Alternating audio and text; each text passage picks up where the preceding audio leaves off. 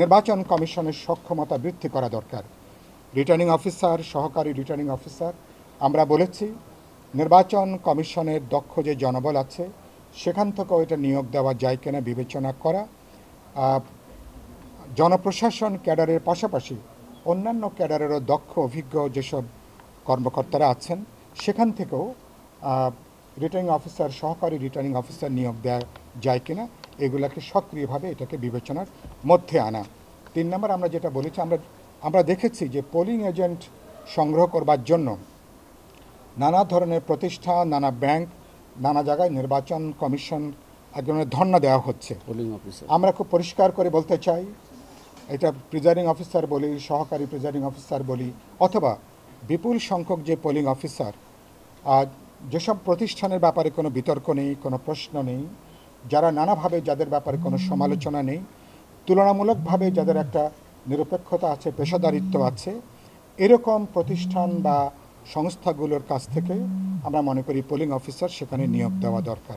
Niacinamide ও salicylic সমৃদ্ধ lily face wash যা ফেসের ডেড স্কিন সেল দূর করে দেয় দ্বিগুণ ফাস্টার ব্রাইটেনিং। কারণ না হলে শুরুতেই প্রিজাইডিং অথবা সহকারী প্রিজাইডিং অফিসার বা পোলিং অফিসারের নিয়োগ নিয়েও যদি দলীয় কোনো পক্ষপাতিত্বের অভিযোগ ওঠে তাহলে কিন্তু নির্বাচন কমিশন শুরুতেই প্রশ্নবিদ্ধ হবে। নির্বাচনটা কিন্তু বলতে পারেন বিসমিল্লাতেই নানা ধরনের প্রশ্নের তারা কিন্তু সম্মুখীন হবেন। আমরা মনে করি আর নির্বাচন কমিশন সামগ্রিকভাবে আমরা মনে করি নির্বাচনের তফসিল ঘোষণার পর থেকে গুরুত্বপূর্ণ নির্বাচন সংশ্লিষ্ট যেসব মন্ত্রণালয় আছেন এটা প্রত্যক্ষভাবে নির্বাচন কমিশনের এখতিয়ারে, তাদের তত্ত্বাবধানে এই সকল গুরুত্বপূর্ণ মন্ত্রণালয় প্রতিষ্ঠানগুলোকে নিয়ে আসা দরকার। ডিসি সাহেবরা কীভাবে কাজ করছেন, এসপি সাহেবরা কীভাবে কাজ করছেন, থানা কীভাবে কাজ করছেন, পুরোটাকে একটা পেশাদারি নিরপেক্ষতা বজায় রেখে আমি মনে করি সেদিক থেকে কাজ করা দরকার। নির্বাচন কমিশনের উপর আমরা দেখছি বিভিন্ন দলের কিছু যৌক্তিক অনেকগুলো চাপও যেমন আছে দেখেছি, অযৌক্তিক অনেকগুলো চাপও আমরা লক্ষ্য করেছি। নির্বাচন কমিশনের জন্য এবার সবচেয়ে বড় চ্যালেঞ্জ যেটা হচ্ছে, নির্বাচন কমিশন এবার তার একটা সাংবিধানিক প্রতিষ্ঠান হিসাবে তার যে সর্বোচ্চ, তার যে মর্যাদা সেটাকে আসলে উন্নীত করা। আপনারা নিশ্চয়ই আমার সাথে একমত হবেন যে গত 3টা জাতীয় নির্বাচনের মধ্য দিয়ে সাংবিধানিক প্রতিষ্ঠান হিসাবে নির্বাচন কমিশনের মর্যাদা পুরোপুরি ভুলুণ্ঠিত হয়েছে এবং এটা অনেক সময় একটা আগেকার আমরা দেখেছি একটা সরকারি দলের যেন একটা এক্সটেন্ডেড একটা হাত হিসাবে নির্বাচন কমিশন কাজ করে এসছে। নির্বাচন কমিশন একটা ইন্ডিপেন্ডেন্ট একটা সাংবিধানিক প্রতিষ্ঠান। সুতরাং নির্বাচন কমিশনের এখন উচিত হচ্ছে গোটা নির্বাচনী ব্যবস্থার উপরে মানুষের যে একটা হতাশা তৈরি হয়েছিল, গণ অনাস্থা তৈরি হয়েছিল, এটাকে কিভাবে তারা পুনরুদ্ধার করবেন, একটা প্রতিদ্বন্দ্বিতাপূর্ণ নির্বাচন ব্যবস্থার উপরে ভোটারদের আস্থাটাকে তৈরি করা, এটাই হচ্ছে সবচেয়ে বড় চ্যালেঞ্জের জায়গাটা। এবং আমরা প্রধান নির্বাচন কমিশনকে বলেছি কোনো অন্যায় কোনো সুপারিশের কাছে নির্বাচন কমিশনের নথি স্বীকার করবার কোনো সুযোগ, কোনো অবকাশ নেই।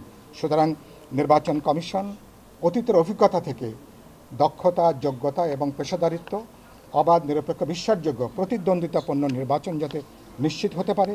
17 বছর ধরে মানুষ যেই নির্বাচনের জন্য অপেক্ষা করছে, মানুষ তার ভয়হীন, ভীতিহীনভাবে মানুষ তার ভোটাধিকার প্রয়োগ করবে। এবং আমরা এটাও খুব পরিষ্কার উল্লেখ করেছি, ভোট প্রদানে কোনো প্রত্যক্ষ বা পরোক্ষ কোনো ধরনের বাধা প্রদান করাটা এটা অপরাধ হিসাবে এটাকে গণ্য করা উচিত, যাতে আমার নারী পুরুষ, বিশেষ করে সমাজের প্রান্তিক মানুষ, গরিব মানুষ, দরিদ্র মানুষ এবং আমার পাহাড় সমতলের সমস্ত ধরনের মানুষ যাতে সত্যি সত্যি 100% নিরাপত্তা নিয়ে তাদের পছন্দের দল বা প্রার্থীকে তারা যাতে ভোট দিতে পারেন, ভোট দেওয়ার পরে আবার তারা যাতে নিরাপদে তারা যাতে বাড়ি ফিরতে পারেন, এই বিষয়গুলোকে এখানে নিশ্চিত করা দরকার। আমি শেষ করব যেটা বলে, এরপর আমরা কপিটা দেব, আপনারা আরও বিস্তারিত দেখবেন। আমরা মনে করি আগামী নির্বাচন কমিশনের জন্য বড় একটা চ্যালেঞ্জের জায়গা। এটা খুবই দুর্ভাগ্যের, জাতীয় ঐক্যমত্য কমিশনে তারা যেটা বলবার চেষ্টা করলেন, দলগুলোর সঙ্গে তারা যে আলোচনা করেননি, তাদেরকে ধারণা দেওয়া হয়েছিল নির্বাচন সংক্রান্ত সংস্কার কমিশন অনেকগুলো সুপারিশ দিয়েছেন, এটা নিয়ে ঐক্যমত্য কমিশনে আলোচনা হবে, সরকারের দিক থেকে সরকার কিছু উদ্যোগ গ্রহণ করবেন। আমরা এই ব্যাপারে আমাদের অসন্তোষ ব্যক্ত করেছি।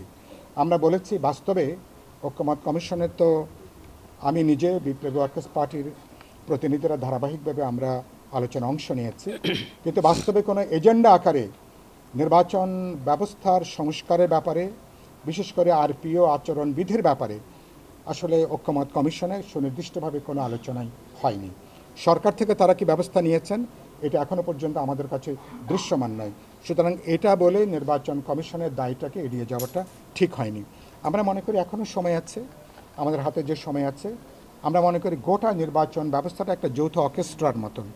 নির্বাচন কমিশন, সরকার, রাজনৈতিক দল এবং ভোটারেরা তাদের একটা সম্মিলিত আন্তরিক উদ্যোগের মধ্য দিয়ে আমরা আগামী ফেব্রুয়ারিতে, একেবারে ফেব্রুয়ারির প্রথমার্ধে আমরা যে জাতীয় নির্বাচনের আশা করছি, এবং আশা করছি ওই একই দিনেই আমরা আসলে গণভোটও একই দিনে আমরা করতে পারবো। আমরা আশা করি সে ব্যাপারে নির্বাচন কমিশন, এমনকি সরকারেরও কোনো ধরনের প্রত্যক্ষ পরোক্ষ কোনো অন্যায় চাপের কাছে নির্বাচন কমিশন যাতে নত স্বীকার না করে, এই ব্যাপারটা আমরা নির্বাচন কমিশনকে কথাটা বলে এসেছি। সত্যি সত্যি আমরা নির্বাচন কমিশনকে যে একেবারে বিতর্কের ঊর্ধ্বে রাখতে চাই, সর্বোচ্চ পেশাদারি নিরপেক্ষতা দক্ষতার মধ্যে আমরা নির্বাচন কমিশনকে দেখতে চাই। আমরা এ ব্যাপারে আমরা আমাদের কথাগুলো বলেছি, আর বিস্তারিত আমাদের এখানে আছে। তো যদি আপনাদের কোনো প্রশ্ন থাকে, আমরা 2-3টা প্রশ্ন কেবলমাত্র আমরা